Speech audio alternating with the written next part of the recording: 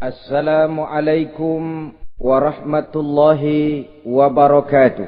Waalaikumsalam warahmatullahi wabarakatuh. Bismillahirrahmanirrahim. Alhamdulillahi rabbil alamin. Wassalatu wassalamu ala ashrafil anbiya'i wal mursalin, imamil muttaqin, sayyidil ghurril muhajjalin, Sayyidina wa maulana Muhammadin wa ala alihi wa ashabihil mujahidin at-tahirin, amma ba'du. Saudara-saudara kaum muslimin rahimakumullah. Kejadian dan keberadaan kita dalam kehidupan di dunia ini merupakan kejadian dan keberadaan yang terima jadi atau terima beres.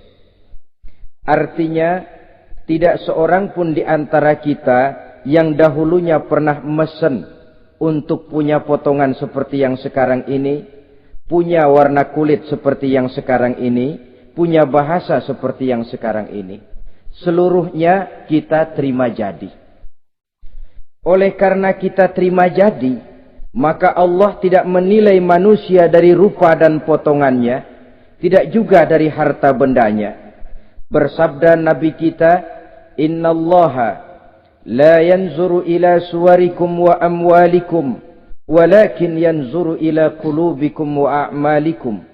Sesungguhnya Allah subhanahu wa ta'ala tidak melihat potonganmu, tidak melihat harta bendamu, tetapi yang dilihat dan dinilai oleh Allah subhanahu wa ta'ala tidak lain adalah hati dan amal perbuatanmu. Kenapa rupa yang elok, paras yang cantik tidak dijadikan penilaian utama oleh agama?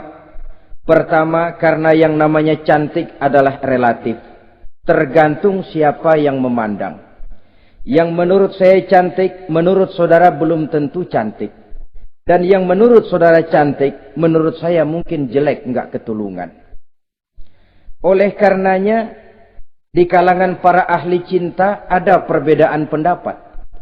Sebenarnya cantik yang bikin orang jatuh cinta atau cinta yang menyebabkan orang jadi cantik? Dua-duanya bisa saja terjadi.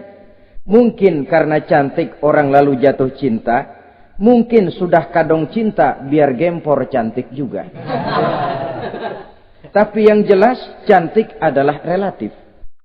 Yang kedua, cantik itu temporer, berubah oleh pergeseran masa dan pertukaran waktu. Tidak ada orang makin ke ujung makin cantik. Sekarang dia sedang sweet 17-an, umur 17-an, of course cantik bukan alang kepala. Seluruh yang ada dalam dirinya menjadi syair di kalangan para remaja. Rambutnya katanya ikal berderai, pipinya bak pauh dilayang, lalu janggutnya katanya macam lebah bergantung, alisnya macam semut beriring. Kalau dia senyum orang pada lemes. Itu sekarang 2, 30, 40 tahun yang akan datang, kalau dia senyum mungkin orang lari semua. Cantik itu temporer. Dan yang ketiga, di atas langit masih ada langit lagi. Di atas yang kita anggap cantik, rupanya masih ada yang lebih cantik lagi. Oleh karena itu, penilaian inti dari agama bukan soal potongan, bukan soal harta benda, tapi hati dan amal perbuatan. Alangkah lebih idealnya lagi kalau hati yang baik dan perbuatan yang baik berada pada rupa yang elok juga. Inilah yang dinamakan kecantikan zahir dan batin. Dan ini yang dimiliki oleh Nabi Allah Yusuf alaihi salam yang akan kita bicarakan pada pertemuan kita kali ini. Pantas kalau pada saat kita berdiri di muka cermin, disunahkan kita membaca doa seperti yang diajarkan Nabi. Allahumma kama hassanta khalqi fahassin khuluqi.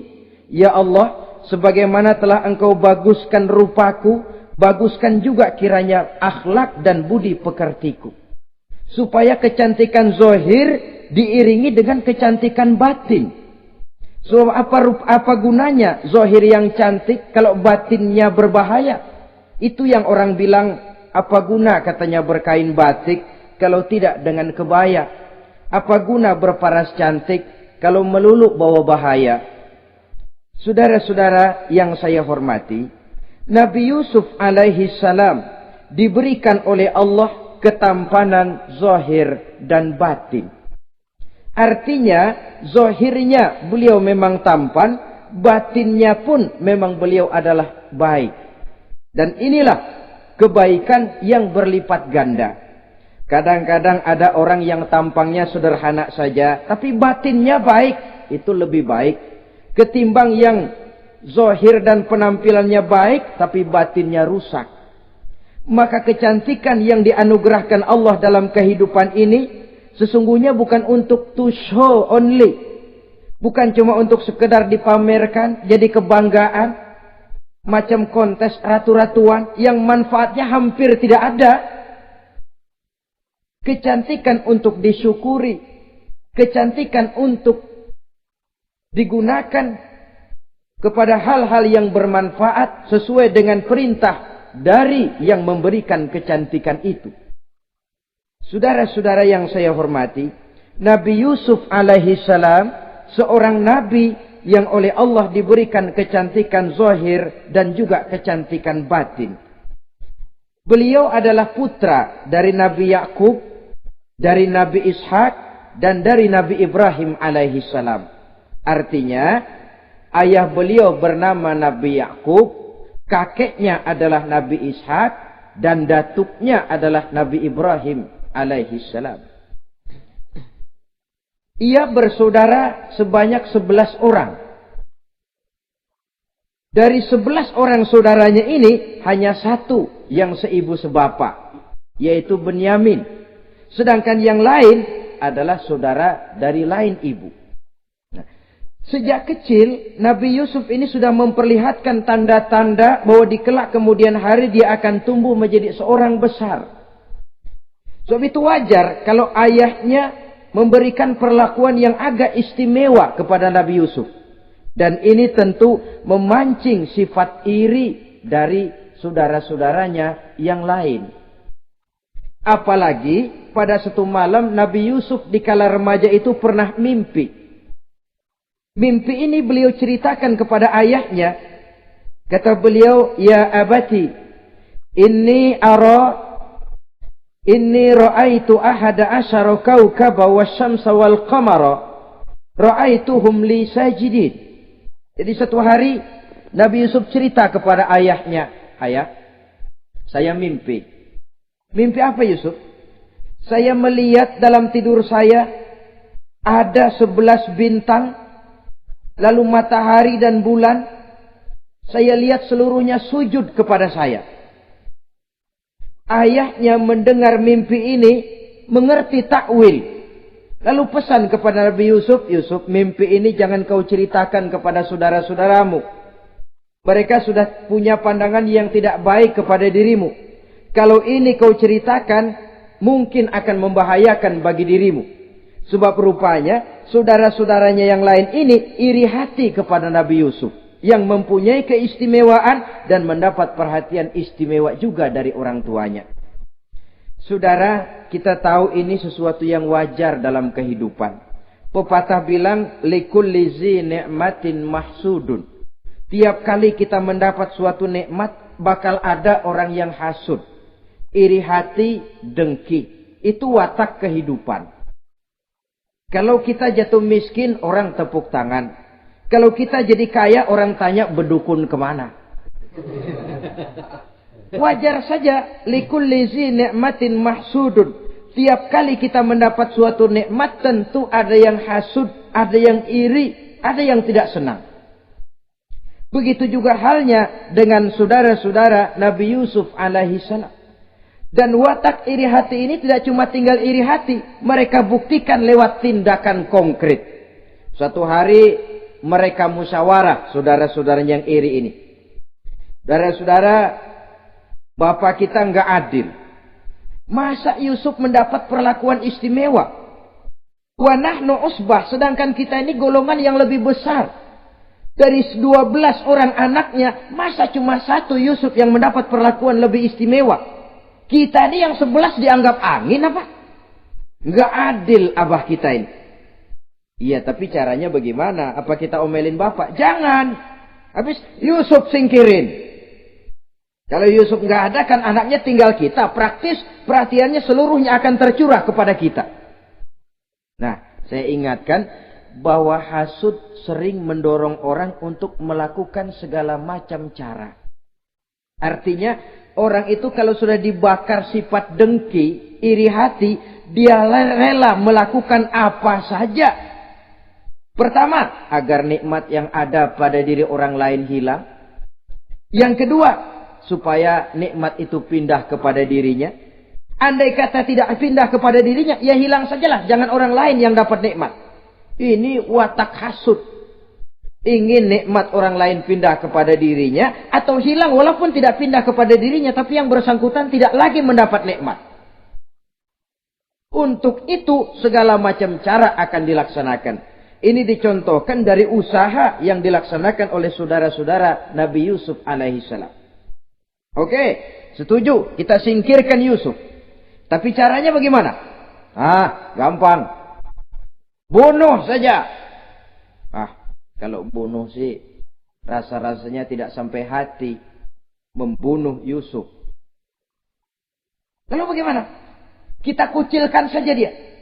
Kita asingkan dari sini, kita buang jauh-jauh supaya dia tidak ada lagi kelihatan dalam pandangan Abah. Kalau dia sudah tidak ada dalam pandangan Abah, yang dilihat cuma kita dan seluruh kasih sayangnya akan tercurah kepada kita semua. Nah, setujulah kalau itu. Caranya nanti kita atur belakangan. Jadi satu hari permisilah saudara-saudaranya ini kepada Nabi Yakub. Abah, kami permisi mau pergi main-main dan Yusuf akan kami ajak. Kata Nabi Yakub, saya khawatir. Nabi Yakub sudah melihat gelagat yang tidak baik. Sudah ada semacam firasat. Saya khawatir kalau Yusuf kau bawa, nanti dia akan kena celaka. Atau dimakan oleh serigala, sedangkan kamu nanti akan lalai. Kata anak-anak yang lain, percaya dah Pak, saya akan jaga. Saya kan saudaranya, masa tega membiarkan Yusuf celaka atau dimakan serigala. Pokoknya aman, sip dah.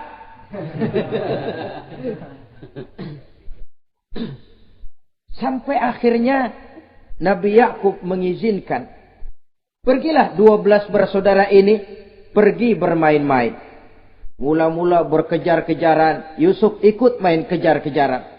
Lantas buka baju, Yusuf ikut buka baju. Sampai ketika tiba di tepian sebuah sumur tua, rencana yang sudah disepakati itu dilaksanakan. Nabi Yusuf diangkat beramai-ramai, digotong, lalu dimasukkan, diceburkan ke dalam sumur mati itu. Kemudian baju Nabi Yusuf itu mereka basahi dengan darah kambing. Setelah itu mereka pun pulang menemui Nabi Yakub alaihi salam dengan rasa sedih yang dibikin-bikin. Ini penyakit hasud. Jadi kalau orang hasud kepada kita, begitu kita mendapat kesulitan, dia datang dengan air mata buaya. Belaga sedih, belaga ikut berduka cita, padahal sih hatinya sorak. Padahal batinnya girang bukan main. Pak, saya ikut berduka cita. Pak, saya ikut sedih. Padahal hatinya biar mampus loh. Ini yang dilakukan oleh saudara-saudara Nabi Yusuf.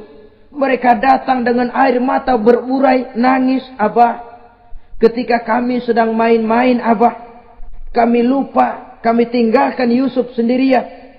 Ketika kami balik, kami cuma mendapati bajunya sudah berlumur darah.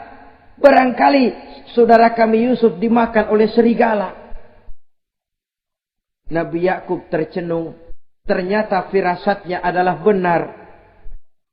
Baju Nabi Yusuf itu yang berlumur darah kambing, buatan saudara-saudaranya yang hasud tadi, diciumi dan dipeluk oleh Nabi Yakub. Kepedihan seorang ayah yang ditinggalkan oleh anak tercintanya. Saudara, adapun Nabi Yusuf alaihi salam tercebur di sumur mati itu. Sampai pada satu hari ada khalifah, ada kafilah niaga dari negeri Madian hendak menuju ke negeri Mesir, lewat di tempat itu. Ketika salah seorang mereka bernama Malik bin Dha'ar hendak mengambil air, timba diturunkan ke dalam sumur. Begitu diangkat, ini air kok berat amat. Makin diangkat, makin berat. Sampai di atas, bukan air, orang isinya. Ada orang di ember. Dia lihat rupanya sangat tampan, elok, cantik. Ini barangkali anak bangsawan ini. Parasnya begini cantik, begini tampan. Ini kalau dijual di Mesir nanti tentu harganya mahal nih. Order nih. Objek. Maka dibawalah Yusuf ini ke negeri Mesir. Setibanya di sana diperjualbelikan sebagai budak belian. Nah, nasib baik rupanya Yusuf ini ketika terjadi pelelangan dibeli oleh seorang pembesar istana, seorang menteri yang bernama Kitfir. Kitfir melihat, ini cantik anak remaja ini. Tampangnya elok, parasnya indah, kelihatannya budi pekertinya pun halus. Kita ambil saja ini, kata Kitfir kepada istrinya Zulaikha. Kita angkat dia jadi anak, siapa tahu nanti dia memberikan manfaat yang besar bagi kita. Baiklah. Dan sejak saat itu, Yusuf dipelihara di rumah Kitfir dalam istana yang tinggal bersama istrinya Zulaikha. Menurut satu riwayat, 10 tahun lamanya Nabi Yusuf tinggal di tempat Kitfir. Dan selama 10 tahun itu tentu terjadi perkembangan baik jasmaninya maupun rohaninya. Dari anak-anak ia berubah menjadi remaja, lalu meningkat ke arah dewasa. Makin matang kedewasaannya, makin tampan dan elok parasnya, makin cantik budi pekertinya, ditempa oleh watak kenabian yang disiapkan oleh Allah Subhanahu wa taala. Sehingga tidak heran ketampanan Nabi Yusuf ini lalu jadi buah bibir di kalangan istana. Tidak cuma anak perempuan bangsawan, tidak cuma istri para penguasa, sampai kepada kelompok orang awam selalu berandai-andai. Kalau saja, andai kata, umpama saya bisa berdampingan dengan Yusuf, kalau saja. Kata-kata kalau saja ini keluar dari perempuan-perempuan yang melihat Yusuf alaihissalam. Dan yang unik, kecantikan Nabi Yusuf itu, kalau dia berdampingan dengan orang yang jelek, si jelek ini ikut sedikit cantik. Biasanya kan kalau ada orang ganteng duduk berdampingan sama orang jelek, yang ganteng makin kelihatan kegantengannya, yang jelek makin demek. Itu biasanya. Tapi kecantikan Nabi Yusuf ini tidak mengangkat orang lain. Nah, rupanya yang tertarik kepada ketampanan Nabi Yusuf ini tidak cuma perempuan-perempuan lain, juga termasuk Siti Zulaikha, istri daripada Kitfir, yang merupakan ibu angkatnya. Kalau pada mulanya Zulaikha merawat Nabi Yusuf sejak kecil dengan harapan nanti akan membawa manfaat. Setelah dilihatnya makin lama makin tampan, makin lama makin cantik, makin lama makin rupawan. Berubah rupanya rasa kasih sayang seorang ibu menjadi kasih sayang seorang perempuan kepada laki-laki. Dia merindukan saat-saat di mana dia bisa mencurahkan rasa hatinya itu kepada Nabi Yusuf alaihi salam. Hampir-hampir nyaris Zulaikha ini, kalau istilah anak muda barangkali, siang jadi kenangan, malam jadi impian. Kemanapun dia pergi, bayangan Yusuf juga yang selalu menggodanya. Selalu ditunggunya saat-saat yang mungkin untuk dia bisa menyampaikan hasrat hatinya kepada Nabi Yusuf alaihi salam. Dan saat itu pun datang. Satu hari Kitfir harus menghadiri persidangan negara. Rumah besarnya lenggang, para pembantu kebetulan tidak seorang pun ada di dalam. Inilah saat yang ditunggu-tunggu oleh Zulaikha. Keluarlah ia dari kamarnya dengan pakaian yang tipis sewarna dengan warna kulitnya, sehingga pakaian dalamnya nyaris tembus. Dengan langkah yang diatur sedemikian rupa, memancing rangsangan, ia datang menghampiri Yusuf alaihi salam. Lalu dengan suara lemas memelas, ia pun memanggil Yusuf. Ada apa tuanku? Sini yang. Kalau bahasa kita. Melihat mendengar suaranya yang lain dari hari-hari biasa. Apalagi melihat pakaian Zulaikha yang begitu tipis. Jantung Nabi Yusuf berdetak sangat cepat. Darah mengalir dengan cepat. Maklum, beliau juga manusia, laki-laki, normal terlepas dari kenabiannya. Jantungnya dak-dik-duk. Kemari Yusuf, sini. Ada apa tuanku? Sudah lama Yusuf. Lama apa tuanku? Saya memendam rindu kepadamu Yusuf. Siang malam engkau juga yang jadi tumpuan harapan saya. Kemanapun saya pergi seakan wajahmu juga yang saya lihat Yusuf. Tidur saya jadi tak nyenyak. Makan saya tak pernah membawa kekenyangan Yusuf. Tidur yang biasanya mendatangkan semangat seolah semuanya pergi meninggalkan saya Yusuf. Hembusan sepoi pagi mengusap bunga merekah dalam taman yang biasanya membawa keindahan.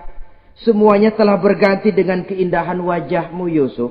Sinilah sebentar, penuhi hasrat hati saya. Saya segan tuanku. Segan kenapa Yusuf? Saya tidak mau mengkhianati tuan saya yang telah berbuat baik kepada saya. Apakah saya juga tidak pernah berbuat baik kepadamu? Benar, tuan juga berbuat baik kepada saya. Tapi pantang saya mengkhianati majikan saya. Yusuf, sekarang kesempatan yang baik. Kitfir, suami saya, sedang menghadiri persidangan penting di negara, di istana, dan rasanya akan lama dia baru kembali. Sementara para pembantu kita tidak ada di sini. Saya malu tuanku, saya segan. Malu kepada siapa? Tidak ada yang tahu, tidak ada yang lihat. Allah. Saya takut, saya malu kepada Allah tuanku. Padahal kalau menurut ukuran hati, Quran menjelaskan walaqad hammat bihi wa hamma biha. Sebenarnya Zulaikha cinta kepada Yusuf, Yusuf pun senang kepada Zulaikha. Saat itu iblis sibuk bukan main memasang jerat, pasang besi berani biar pada nyetrum.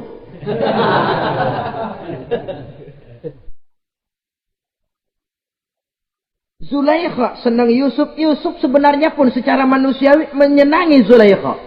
Walaula an ra'a burhana rabbih.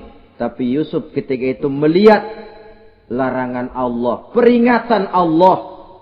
Seolah-olah dia lihat Allah mengatakan, Yusuf, ini letter S. Dilarang parkir di sini. Menurut satu riwayat, Nabi Yusuf melihat ayahnya, Nabi Yakub, melambai-lambaikan tangan menyetop. Seolah-olah melarang dia meneruskan langkahnya. Riwayat lain menjelaskan, seolah-olah Nabi Yusuf dibisiki oleh malaikat Jibril.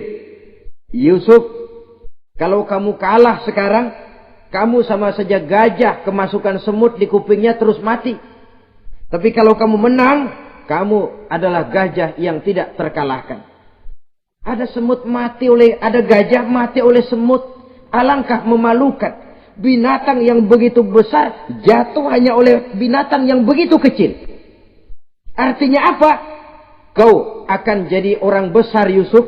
Apakah harus gagal dan jatuh cuma karena bujuk rayu seorang perempuan macam ini? Satu riwayat menjelaskan semacam itu. Sehingga mantap Yusuf. Maaf tuanku, saya malu kepada manusia, saya malu kepada majikan, tapi saya lebih malu lagi kepada Allah. Saat ini majikan tidak tahu, orang seorang pun tidak ada yang lihat, tapi Allah pasti lihat. Itu yang saya malu. Ah Yusuf, jangan sok kalem Sob. Mumpung situasi mengizinkan, mubazir nih.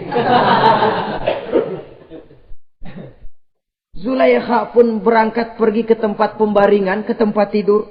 Lalu dengan pose yang merangsang, aduhai, melambai-lambaikan tangannya, hai talak, Yusuf sini, Yusuf kemari. Nabi Yusuf dipelihara oleh Allah. Ketika Nabi Yusuf tetap menampakkan keengganannya, Zulaikha jadi berang. Ya namanya istri pembesar ditolak oleh anak muda yang menurut penilaian dia nggak ada apa-apanya. Lu kan kecemplung di sumur, gua pungutin. Cuma sekedar segini aja nggak mau nurutin, kebangetan amat. Bukan Zulaikha kalau nggak nekat. Dia bangun dari pembaringannya, gemes, dia hampiri Yusuf. Kalau cara kita diunyeng Yusuf itu. Dipaksa Nabi Yusuf berlari ke arah pintu, ditarik bajunya dari belakang oleh Zulaikha, sobek belakang bajunya ini. Begitu baju sobek, pintu terbuka, Kitfir suami Zulaikha datang. Orang Arab bilang yumsak mablul, ketangkep basah. Ketangkep basah. Merah padam muka Zulaikha. Sementara Kitfir pun matanya merah. Tapi Nabi Yusuf tenang-tenang saja. Ya wong nggak salah. Tenang-tenang saja Nabi Yusuf. Bukan tenang karena pengalaman. Tenang karena memang tidak berbuat yang negatif. Kadang-kadang ada juga yang tenang tapi pengalaman. Oh buaya itu. Sudah ketahuan kepentok, ketangkep hansip, anteng aja. Itu bukan nggak salah, badak. Nabi Yusuf tenang karena memang tidak berbuat salah apapun. Nabi Yusuf tenang karena yakin dirinya benar. Sehingga mantap menghadapi kedatangan Kitfir yang sangat tiba-tiba itu. Adapun Zulaikha ketika melihat suaminya berdiri di muka pintu, cepat-cepat dia berubah siasat. Inilah salah satu kelihayan makhluk bernama perempuan. Dia pandai bersalin rupa, dia pandai bermain minyak di atas air. Melihat suaminya datang, roman mukanya pun menjadi sedih. Air mata berurai membasahi pipi. Papa katanya. Apa balasan bagi orang yang mau menistakan istri papa? Maksudmu apa Zulaikha? Yusuf gile. Dia mencari kesempatan dalam kesempitan. Dia mau menodai kehormatan saya. Dia hendak memperkosa saya. Kata Nabi Yusuf, bukan saya, Tuan. Saya enggak. Yang benar Yusuf, enggak. Zulaikha yang memaksa saya. Betul Zulaikha, tidak. Yusuf yang memaksa saya. Sampai akhirnya salah seorang dari isi rumah itu memberikan jalan keluar. Tuan Kitfir, begini saja. Sulit memang untuk dilacak kebenarannya. Cuma periksa saja baju Yusuf. Kalau bajunya sobek di belakang, Yusuf benar, Zulaikha salah. Kalau baju Yusuf sobeknya di depan, Zulaikha yang benar, Yusuf yang salah. Nah, apa artinya itu? Kalau bajunya sobek di belakang kan artinya Yusuf kabur, ditarik dari belakang. Tapi kalau bajunya sobek di depan, itu artinya Zulaikha nyakar-nyakarin baju Yusuf dari depan. Lihat saja, pokoknya kalau bajunya sobek di belakang, Yusuf benar, Zulaikha salah. Kalau baju Yusuf sobek di depan, Yusuf salah, Zulaikha benar. Ketika diperiksa, dicek bajunya, betul sobek di belakang. Artinya, Yusuf benar, Zulaikha yang salah. Kata Kitfir, Zulaikha, jelas sudah bagaimana kejadian yang sebenarnya. Oleh karena itu, bertaubatlah kamu kepada Allah. Dan kau Yusuf, jangan ceritakan peristiwa aib ini kepada siapapun. Untuk menjaga nama baik kita bersama. Baik Tuan. Saudara-saudara kaum muslimin yang saya hormati. Tapi ya bagaimana? Serapi-rapinya menyimpan barang busuk, toh akhirnya tercium juga. Gosip ini akhirnya tersiar di mana-mana, terutama di kalangan para pembesar. Sehingga kalau kumpul para istri pejabat, Zulaikha jadi bahan gunjingan. Kan main bini menteri demen sama budaknya. Nggak salah apa tuh? Jadi bahan ejekan.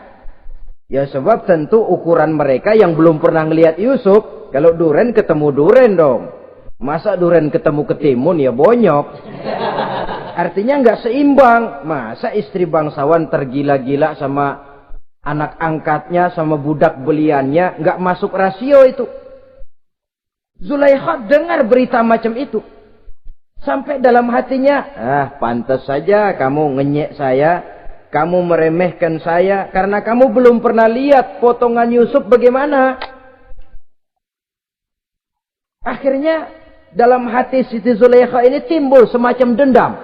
Suatu saat, gua kerjain loh. Caranya gimana? Satu hari para istri bangsawan ini diundang ke tempat Siti Zulaikha. Duduk di satu ruangan luas. Setelah duduk dihidangkan makanan. Makanannya aneh. Cuma buah sama pisau. Ketika buah dan pisau sudah siap. Satu orang satu, satu orang satu, satu orang satu. Ketika mereka sedang mengupas buah itu. Zulaikha berkata kepada Nabi Yusuf, Yusuf, kau jalan dari sini ke sana, melintas, kayak peragawati gitu. Untuk apa Tuan? Pokoknya jalan aja dah. Nabi Yusuf jalan. Sejak beliau melangkah ke ruangan itu, semua mata perempuan-perempuan bangsawan yang lagi ngupas buah, semuanya tertuju kepada Yusuf. Ada yang matanya emang belok makin belok. Ada yang ngeliatin campur mulutnya menganga. Apa kata mereka? Falamma ra'ainahu akbarnahu wa qatta'na aydiyahunna wa qulna hasya lillah ma hadza bashar in hadza illa malakun karim. Falamma ra'ainahu, ketika perempuan-perempuan itu melihat Yusuf, akbarnahu, mereka agungkan Yusuf. Wa qulna hasya lillah, mereka bilang, ini sih bukan orang nih. Ini malaikat nih. Bukan orang. Nah, orang segini cakepnya. Artinya belum pernah mereka lihat paras yang secantik dan setampan itu. Akibatnya apa? Nggak berasa mau motong buah keiris tangan. Rata-rata perempuan yang ada di situ tangannya pada luka. Kenapa? Mau motong buah, mata kemana, mulut kemana, tangan kepotong. Melihat itu semua, Zulaikha puas. Nah, kamu baru melihat sekejap. Bagaimana saya yang siang malam melihat Yusuf? Bagaimana saya yang tiap saat hidup bersamanya? Bagaimana saya nggak merindukan dia? Ente yang baru pernah melihat sekelebatan udah motong tangan. Saya yang tiap hari sama-sama dia nggak celeng juga udah pantas. Saudara-saudara kaum muslimin yang saya hormati. Akhirnya untuk menjaga nama baik keseluruhannya, Nabi Yusuf pun mengalah. Karena berita ini sudah tersiar, Yusuf dipojokkan, tidak cuma sekedar dipojokkan, beliau dimasukkan ke dalam penjara. Tapi apa kata beliau? Rabbi sijnu ahabbu ilayya mimma yad'unani ilaih. Ya Allah, kalau memang karena resiko penolakan saya terhadap ajakan Zulaikha menyebabkan saya harus masuk penjara, penjara lebih saya sukai, penjara lebih saya cintai ketimbang ikut kemauan Zulaikha. Saudara-saudara, kadang-kadang kita berpikir, kalau kesempatan itu datang kepada kita, mampukah kita menjatuhkan pilihan seperti pilihan Nabi Yusuf ini? Lebih baik penjara ketimbang mengikuti bujuk rayu perempuan untuk melakukan perbuatan yang menyeleweng ini. Ini yang dipilih oleh Nabi Yusuf. Tegar. Kalau memang sebagai resikonya saya harus masuk penjara, penjara lebih saya cintai, penjara lebih saya suka daripada mengikuti bujukan Zulaikha. Teguh karena suatu prinsip. Bukankah dalam perjuangan menegakkan akidah, kadang kita mendapat piala, tapi tak jarang kita berhadapan dengan penjara. Kadang kita disanjung, kadang kita dicaci. Itu romantika perjalanan dari yang namanya perjuangan. Tapi pilihan harus ada. Ketimbang ikut bujuk rayu perempuan yang mengajak melakukan perbuatan serong, penjara lebih saya cintai. Sudah pada saat hendak diajak tidak ada yang melihat, beliau menolak. Akibat penolakannya pun masuk penjara, tapi penjara lebih menyenangkan hatinya. Ketimbang hidup merdeka, tapi jiwa terpenjara. Inilah Nabi Yusuf barangkali. Biar badan masuk penjara, asal jiwa merdeka. Kita sekarang sebaliknya. Jiwa terpenjara tidak jadi soal, asal badan merdeka. Maka jiwa kita sering dijajah. Entah dijajah harta, entah dijajah pangkat dan jabatan, entah dijajah iblis. Jiwa kita yang terpenjara, sementara badan kita merdeka. Nabi Yusuf tidak. Biarlah badan di penjara, asal jiwa merdeka untuk menegakkan sesuatu yang hak. Saudara-saudara yang saya hormati, adapun di dalam penjara itu, Nabi Yusuf satu sel dengan 2 orang bekas pelayan istana yang dituduh menaruh racun ke dalam hidangan yang hendak disajikan kepada raja. Yang satu tukang ngatur minuman, yang satu tukang ngatur makanan untuk raja. Siapa yang naruh racun enggak jelas, tapi dua-duanya ditahan. Sampai satu malam, teman satu sel ini dua-duanya ngobrol kepada Nabi Yusuf. Yusuf, kami ini dipenjara karena dituduh menaruh racun ke dalam hidangan yang dihidangkan kepada baginda raja. Siapa yang salah, kami sendiri tidak tahu. Saya enggak ngerasa naruh racun, kata yang tukang ngatur minum. Saya juga enggak, kata yang tukang ngatur makan. Sampai satu malam, mimpi. Mimpi itu diceritakan kepada Nabi Yusuf. Kata yang tukang ngatur minuman, Yusuf, saya mimpi. Saya memeras anggur, lalu menghidangkannya kepada baginda raja. Apa arti mimpi saya? Kata yang tukang hidangin makanan, kalau saya Yusuf, saya ngimpi menjunjung roti di atas kepala saya, itu roti dipatokin burung. Apa arti mimpi saya? Saudara-saudara, Nabi Yusuf tersenyum. Adapun kamu yang mimpi memerah anggur, kamu akan keluar dari penjara bebas dan akan kerja lagi di istana. Adapun kamu yang mimpi menjunjung roti dipatokin burung, kamu akan dihukum mati, disalib, dan kepalamu akan dipatokin oleh burung. Ini tukang roti ngotot, bisa aja lu ah. Ya lempengan apa ramalannya? Ya bukan soal bisa nggak bisa, lihat aja kenyataannya. Cuma kepada kamu yang tukang ngatur minuman, saya pesan, kalau nanti kamu bebas kembali di istana raja, tolong ceritakan ihwal saya kepada baginda raja ini. Saya mendekam di penjara ini tanpa berbuat salah apapun. Baik, insya Allah Yusuf. Dan ketika persidangan memutuskan, seperti tepat yang diramalkan Nabi Yusuf, Si tukang menghidangkan makanan dihukum mati, si tukang menghidangkan minuman kembali kerja di istana. Tapi begitu kerja, dia lupa sama pesan Nabi Yusuf. Itu biasanya watak orang memang begitu. Kalau dalam keadaan kepepet, macam-macam janjinya. Begitu keadaannya longgar, lupa sama janjinya. Sehingga ada pepatah katanya, nolongin anjing kejepit. Waktu kejepit, kaing-kaing minta ditolongin. Begitu darah ditolongin, yang nolongin bisa digigit. Saudara hadirin yang saya hormati, sampai bertahun-tahun Nabi Yusuf mendekam dalam penjara. Tapi itulah yang menambah kedewasaannya. Maka orang beriman ya, yang mantap nilai imannya, tempat tidak jadi soal. Kadang-kadang dia merasakan penjara lebih indah dari alam terbuka. Banyak orang-orang beriman yang justru di penjara menghasilkan karya-karya besar. Kita tahu misalnya almarhum Hamka justru di penjara bisa menyelesaikan tafsir Al-Azharnya. Salah satu karya besar pujangga terkemuka ini. Macam Hasan Al-Banna, Abdul Qadir Audah, dan banyak lagi tokoh-tokoh Ikhwanul Muslimin merasakan justru penjara itu bagaikan sorga. Kenapa? Mereka yakin di penjara untuk sesuatu yang benar. Maka tempat tidak pernah jadi masalah. Kalau jiwa merdeka puluhan tahun mendekam di penjara, tidak akan merupakan satu rasa yang lama. Kenapa? Jiwa tidak bisa dibatasi oleh ruangan 2x3 meter. Jiwa yang merdeka tidak bisa dibatasi dengan teralis besi.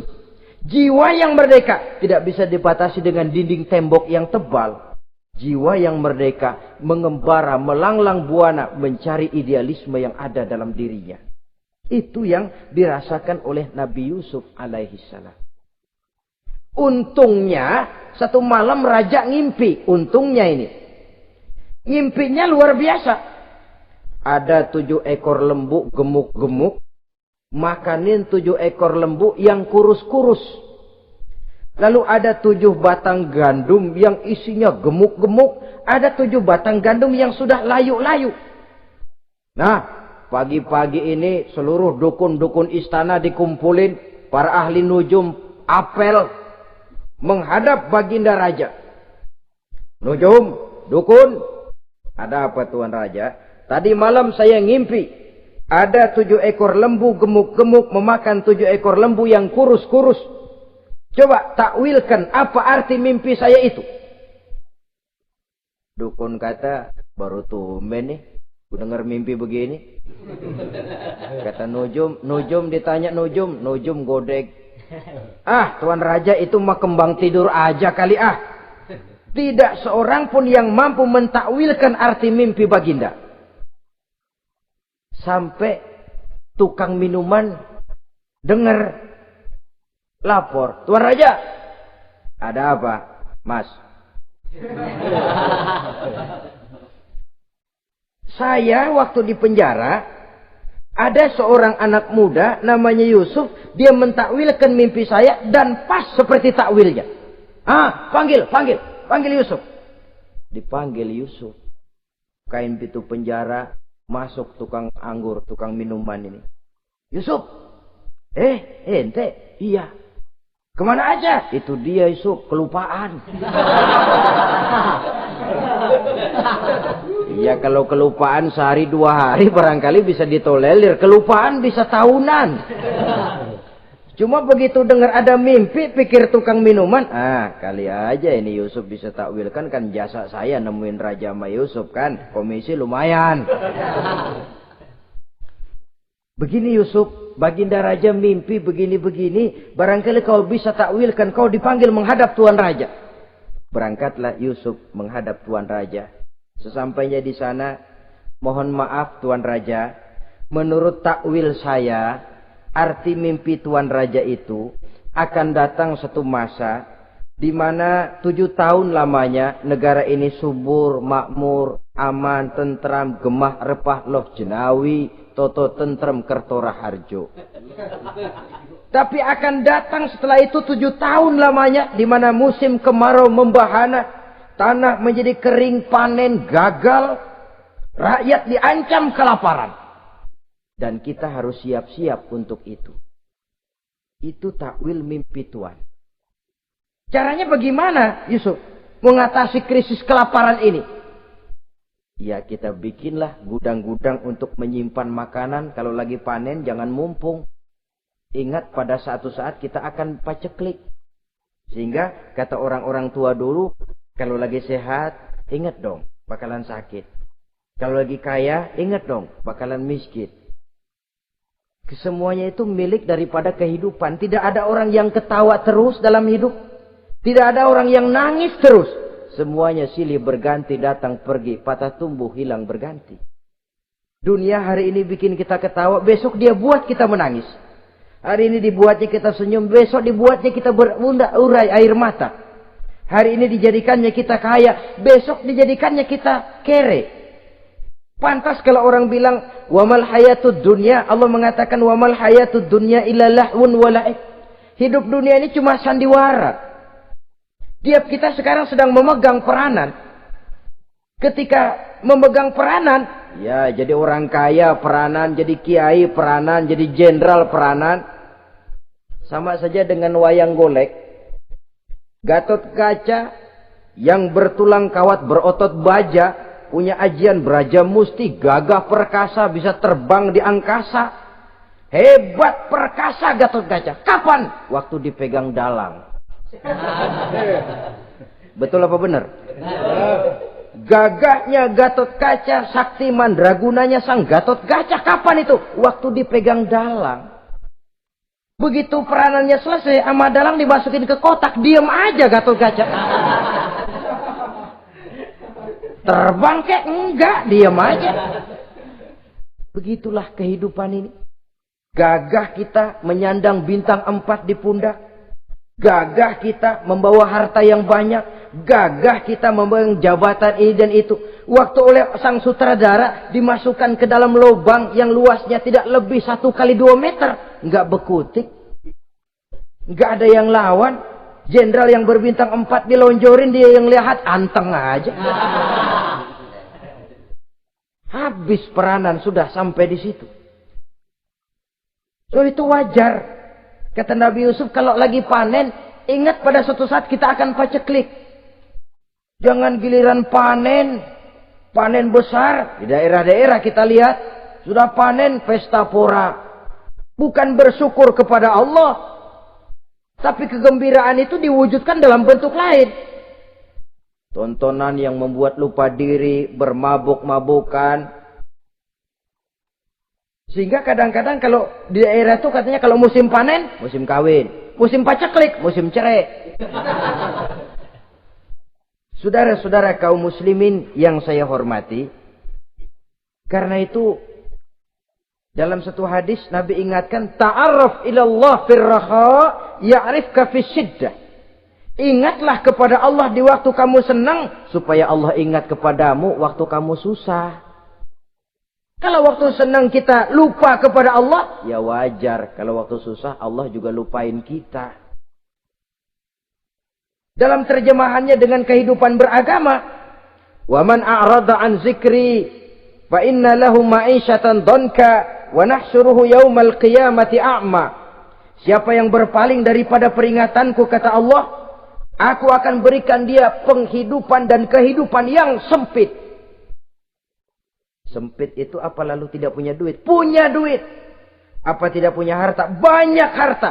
Tapi banyaknya harta, tumpukan duit tidak membuat hatinya makin luas. Tidak membuat hidupnya makin lapang. Sempit, sempit, dan sempit. Itu azab. Yang paling celaka, wa nahsyuruhu yaumal qiyamati a'ma. Di akhirat kami kumpulkan dia bersama orang-orang buta. Allahu Akbar. Di padang mahsyar, dikala orang sibuk, pusing dengan urusan masing-masing, buta lagi. Yang enggak buta aja pusing. Mereka teriak-teriak, qala rabbi lima hasyartani a'ma wa qad kuntu basira. Ya Allah, kenapa kami buta padahal waktu di dunia kami melihat? Allah jawabnya enak aja. Kazalika atatska ayatuna fanasitaha wa kazalika al-yauma tunsa. Rasain dulu. Dulu waktu di dunia datang peringatanku pada belaga pilon.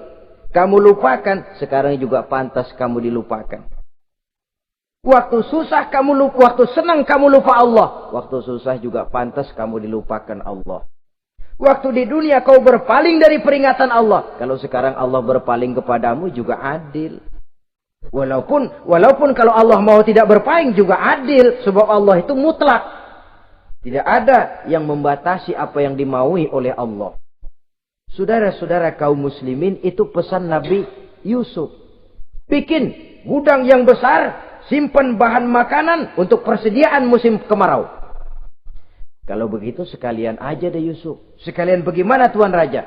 Kau saya angkat jadi menteri urusan makanan. Dan urusan kemakmuran. Tuan Raja, apa enggak terburu? Kau bisa mentakwilkan mimpi saya. Bahkan kau bisa mencari jalan keluar. Ini sudah sesuatu yang menguntungkan Yusuf. Mencari jalan keluar ini pemikiran yang menteri saya belum bisa berpikir kayak kamu. Sudah, kau pegang jabatan ini. Nabi Yusuf tidak minta diberi.